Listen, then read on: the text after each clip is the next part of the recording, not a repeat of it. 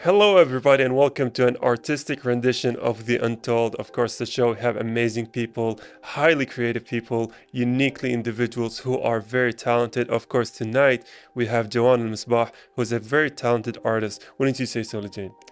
Honestly, I agree. She does traditional artwork using pencil as a medium to create very realistic animal drawings, but she's also a marine scientist.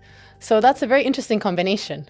It is a very interesting combination. I'm sure the audiences are so curious after listening to that, hearing what she is, two worlds, and trying to balance it between being an artist and between being a scientist. With that, we are going to take a break. So come back for the interview part.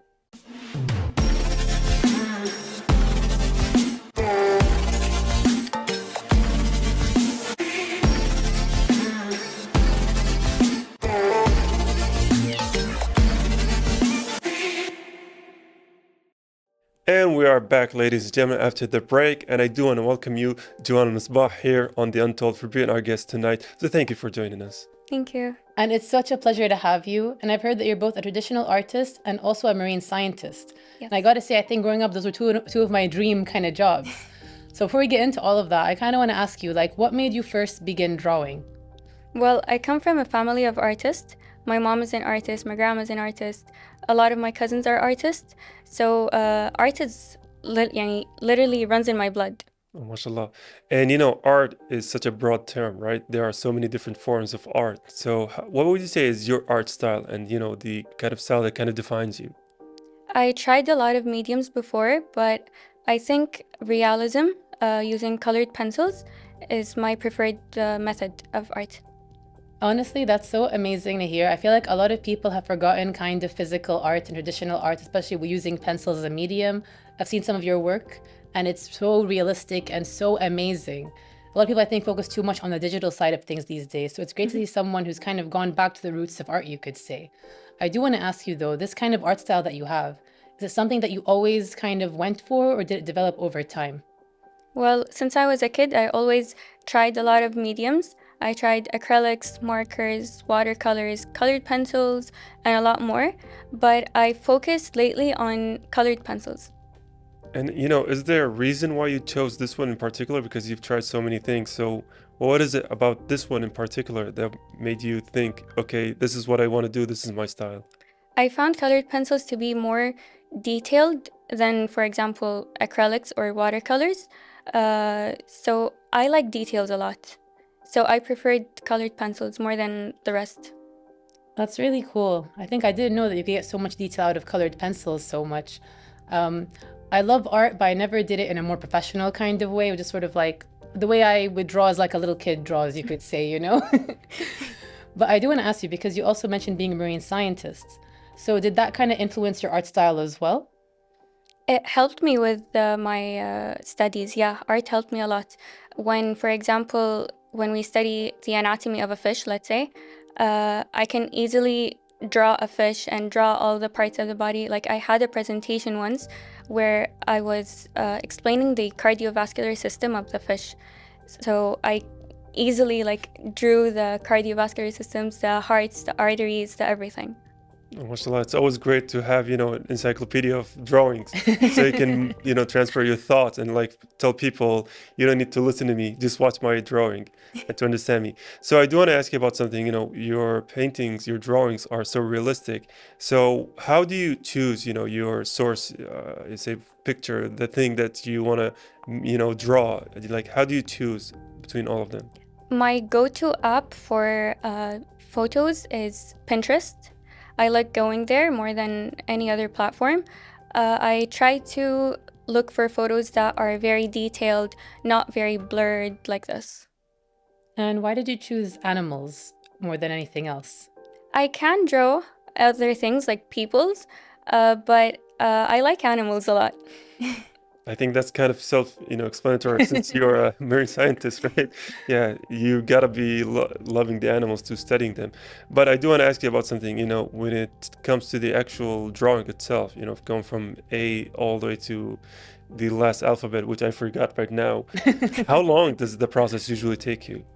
Depending on the details of the drawing, but usually from like a week to two, maybe three. Okay, like it makes sense that good art will take time. I think a lot of people think you can finish something off in a day and they don't realize how much work and how much time and effort goes into something Yeah. like that, especially to make it as realistic as you do. And when you spoke before about how it helps with your marine sciences and everything, it took me back to how in the olden days, almost like in the past, they had to draw anatomies and things like that. If you look at old textbooks, Yeah. all old scientists, they all have their own drawings of plants, of animals. And I used to always wish I could do that. So it's really cool to talk to someone who does do that, like for a living. I do want to ask you though, like, what would you say is the most difficult part of your creative process? The beginning of the drawing is the difficult part because I draw doing the grid method. It takes a lot of time. That's why I think it's the most difficult part. Oh, and what is the grid method? A grid method is basically drawing the grids by using a ruler, drawing like squares in your photo and on your paper, and then copying in yani, every square in the photo. You do the exact same on your paper. This is the grid method. Oh, wow. It is. And like, how did you learn all of this? Like, did you take, art classes throughout the years, or is it something you tried this and tried that and saw whatever it works? Like, how did you reach your endpoint of style? I tried a lot of workshops. YouTube helped me a lot. Would you say it's very difficult to create difficult realistic animal drawings? Yeah, it does. So how do you deal with that kind of difficult levels? Trial and error. It's a lot of trial and error, isn't it? Like Yeah. a lot of art is. Yeah. Do you ever find yourself criticizing your own photos too much? Oh, too much. Yeah. I always feel like artists are too hard on themselves. It is, yeah. Sometimes people who create a lot of art are their own worst critic, right? Sometimes you see something, you say, oh, this doesn't look right.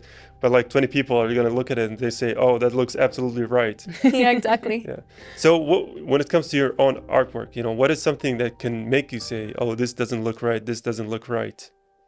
Maybe when I focus too much on the photo and then I draw and then it doesn't really look the same exactly, but maybe a little bit different. People would look at my photo and be like, oh no, that looks like a cat. But I feel like, no, it doesn't look like a cat. I think that's the hard part on focusing on more realistic drawings. Doesn't give you much room for error, kind of, because something that's realistic is going to look like it does in real life. So if it looks too different, it's not going to work out the same way. But I also do think that maybe it looks better than you think it does, because I think a lot of people look at your artwork and they're like, wow, that's something I could never do. That looks so real. That looks so like something that's just, it looks like you took it out of a picture. You took a picture of it, not that you drew it. But I have found that artists are always their harshest critics. And I know you said that you use coloring and pencils, but do you ever use any other mediums? Yes, I do. Doing the colored pencils, sometimes I mix it with markers, or now I'm currently trying pastels with colored pencils. Now, also when it comes to your art, because as someone like me who looks at the artwork, mashallah, and you have your book here, you were showing us some of your drawings, they look absolutely real. Like, what is it something about a drawing that makes it look real? Like what? Because for me, I don't know what it is.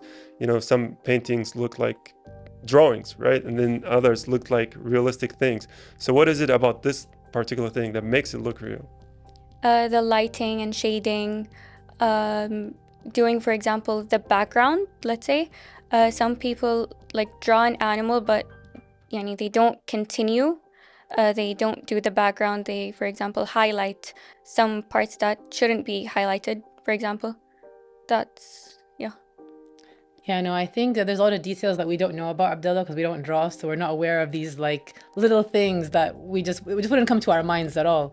I think we'd be happy if our friends like accepted a stick figure drawing from us, Art, though, can be a very difficult process because I know a lot of people can go through creative slumps or, be blocked. What do you do when your motivation is low? I try to take a break every now and then. Every time I have an art block, I don't force myself to draw because every time I force myself to draw, nothing really pops out. So taking a break really helps. And is that your only method of fighting artist block? Sometimes I do scroll through Pinterest or Instagram. When I see people drawing, it kind of motivates me a little bit. It seems to be the going thing for artists because I know a lot of them do suffer from creative blocks, mental blocks. And you're right, if you try to force it, I think that's kind of the case with everything in life, though. If you try to force something, it just doesn't work, right? It can't happen in the right way. But you take a step back, you give it time, you let it room to breathe, and especially creativity, which is such a, you could say, a roller coaster of emotions and ideas. It's not something linear. It's going to have ups, it's going to have downs. Yeah. So I think you're very right to take a step back from this and allow yourself to let that, well of inspiration kind of grow again. So I do want to ask you though, because not only do you do this as like a hobby for yourself, but you've also started sharing your work online. So why did you choose to do that? Why do I choose to do it online? So why did you choose to share your art online? To help inspire people. Sometimes I do some videos where I share my art tips. I also learn from other people as well. That's really cool. It is. And speaking about looking for inspirations, are there like any animals you like to draw most, as opposed to others? Birds. I like drawing birds, but I don't like birds. So is there a reason why you like drawing birds? The feathers are really easy to draw. That's why I like them. But you don't like them as a creature. I don't like them. That's so funny. It's funny that you don't like birds, but you love to draw them. I think that happens to a lot of us with some animals we may like, but we may not like them in certain aspects. And when you said the feathers, it does make a lot of sense. 'Cause I can imagine feathers being something very beautiful to draw as well. We are going to take a very quick break, and then we'll get right back into it. So stay tuned for after the break.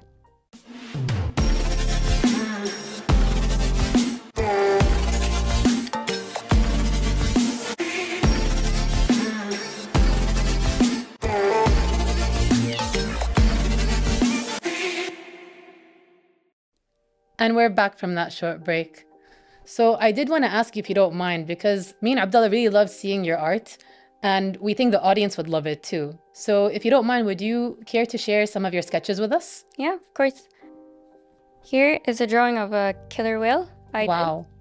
It's so beautiful. I love the colors, and it's so realistic also. It is. And like a drawing like this, how long did it take you?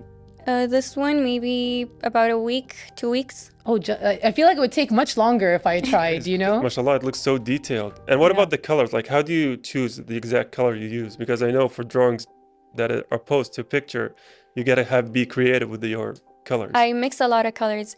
For example, in the sea, I did mix blues and greens and purples. Oh, you wouldn't see all that. You just see blue, but it's crazy how there's so much depth and so many different colors that kind of create this really vibrant kind of color. It's beautiful. Thank you. Oh, that's so cute. It's so funny. So you do realistic ones, but you also put your own spin on it sometimes. Yeah. I love that. I mean, this resembles my own cat, sometimes. Is that what it does to you at home? Yeah, sometimes, when it's night and nobody's gonna believe me, he does these kind of faces. I love it. Oh, wow. It looks like it's actually looking at me. Mashallah, that is extremely detailed, mashallah. This one was the first colored pencil drawing I did. Really? That's the first one you did? You wouldn't be able to tell when you see the feathers that you just mentioned. Like, they look so detailed. It is, honestly, like, if you don't tell me, you made it with a pencil, I wouldn't know. It looks like a picture, exactly. I'm not sure the audience can see it from the camera, but mashallah, it absolutely looks like a picture. Like, they're super realistic. Thank you so much. Oh, that's cute, too. You can tell I'm a cat person. But that's so kind. And you even managed to get the expression perfect, which I don't think is easy. It is. Now, out of all these, drawings, what would you say is the one that took you the longest? Probably the first one, this one. Is it because you were still learning the process? That makes sense. I think once you get the hang of things, it's easier to kind of keep going with it, right? Yeah. I love the flowers on its head. That's such a pretty cat. Like, it looks like a real cat. I don't know what to say. Yeah, he does look like a real cat. Like, you took a picture of a cat and put one of those filters on it. So would you call yourself a cat person? Because now I think we have 3 or 4 drawings out of Yeah, I'm a cat person. Me too, girl. Don't worry. But no, your drawings are so hyper realistic, and they're so professionally done. You can tell that you have so much passion for it, because Thank you so much. It's not just you're doing pictures as you see them. You put some fun in it. You can tell that you're putting your own flair on it, which is what most artists do, and that's really amazing. It is. And honestly, so if some of the audiences are watching this and they're like, okay, I want to learn this. I know you mentioned YouTube workshops, but what is something or some, kind of lesson or some place or a school or, whether it's YouTube or whatever, you'd say had the biggest impact on learning you or teaching you how to make drawings like this? YouTube is really easy, free, and a lot of professional artists use YouTube to help us learn. I prefer YouTube. I feel like it's really inspirational for the audience to know that you taught yourself all of this, right? You didn't go to any fancy art classes, you didn't have to pay money. You just had a passion for art and for drawing. And with time, you managed to get to a point where people would pay to get to this level, you know? Did it take you a long time to kind of get to this level of realism in your art?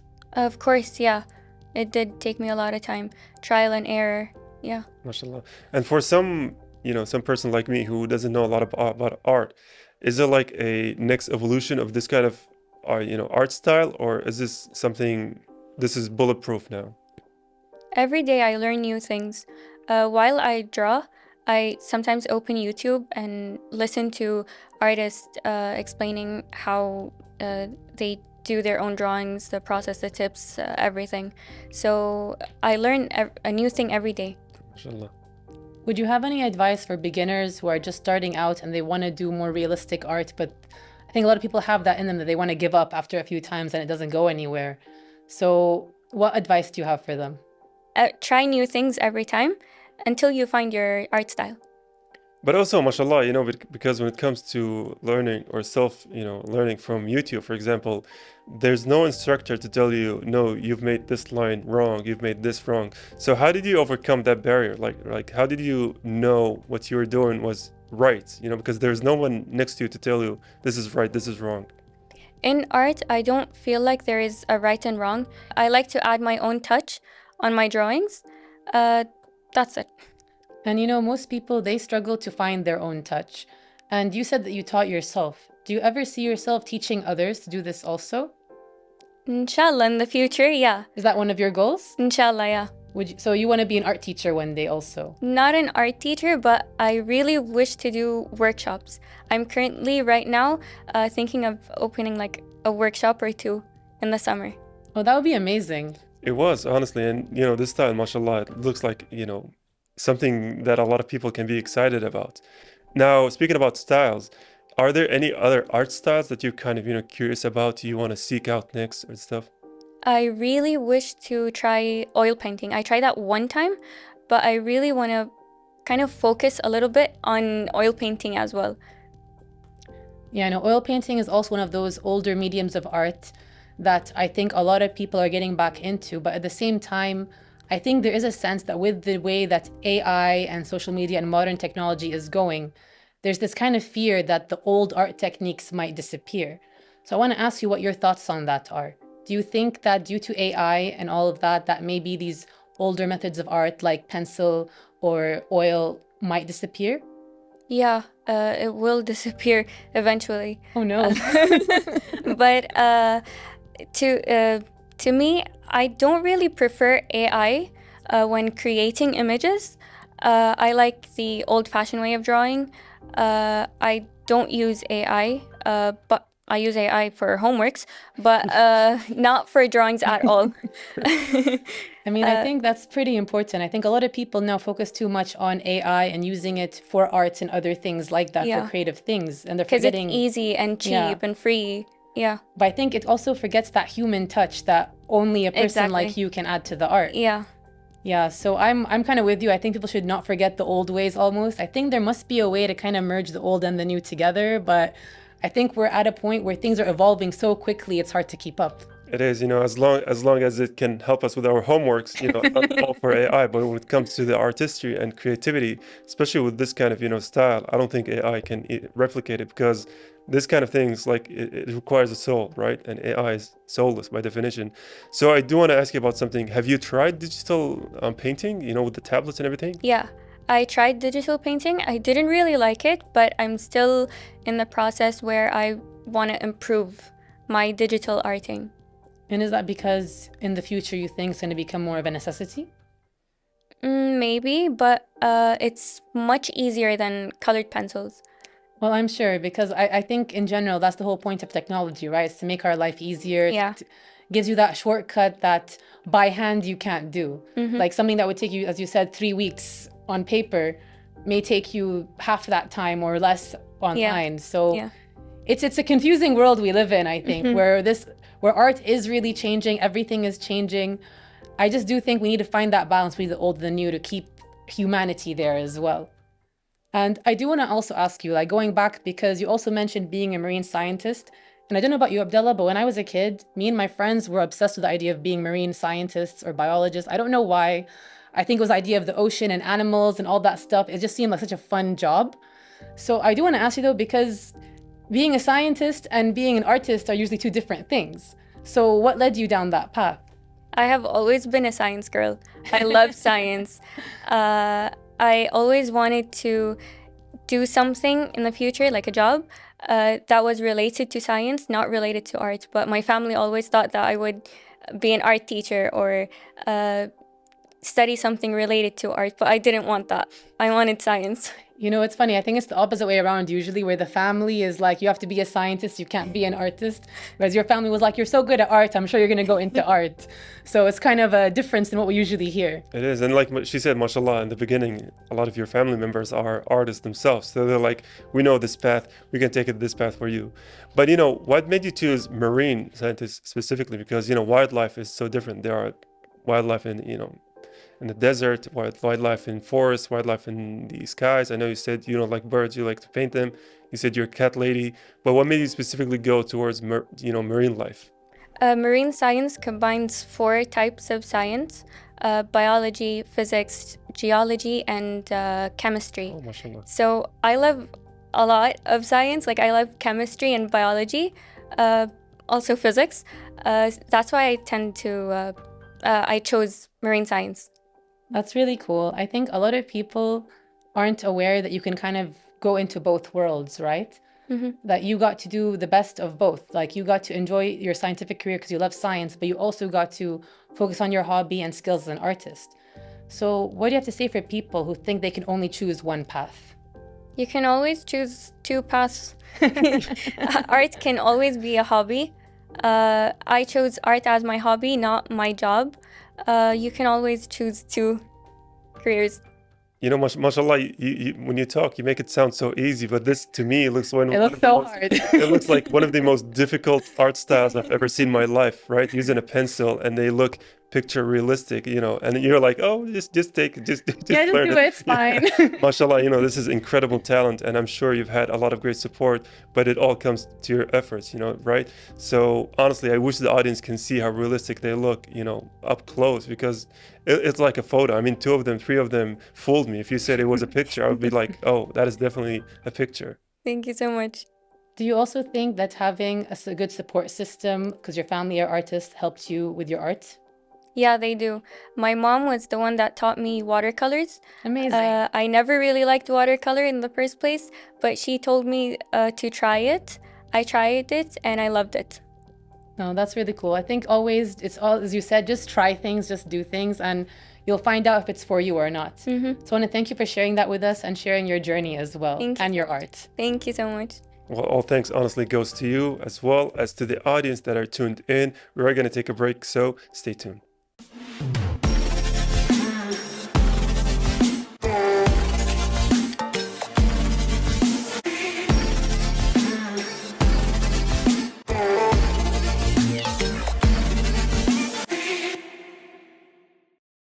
And we're back from that short break. And Abdullah, wow, her art was so realistic and so amazing. And I loved the way she talked about how she has the passion from art from a young age, but she also loved science and let that be her job and art as her hobby. But even as a hobby, she reached a professional level. It is, mashallah, you know, I honestly, you know, I can say wallah, right? I truly wish the audience could see the art book that she has here. Her drawings are so realistic. It's hard to imagine, you know, if she didn't tell us it was color pencils, I would have thought that it was just printed photos. They look so realistic. And to see that her journey was about self-learning from watching YouTube videos, right? The trial and error she repeated so many times during the episode. It's amazing, you know, showcase of talent. I agree. And I think it's very motivational for the audience to know that as beginners, they can learn themselves to reach a level that professional, to one day be even hosting their own workshops, maybe. And not only that, but just to have that love of art within you and create what you want, even if it's a more traditional style, which may be getting forgotten now, but she's bringing it back, and I appreciate that. It is. We appreciate that. We appreciate her joining the program today. But unfortunately, dear viewers, that's it from us here of The Untold. Until next episode, goodbye for now. Goodbye, and see you next time.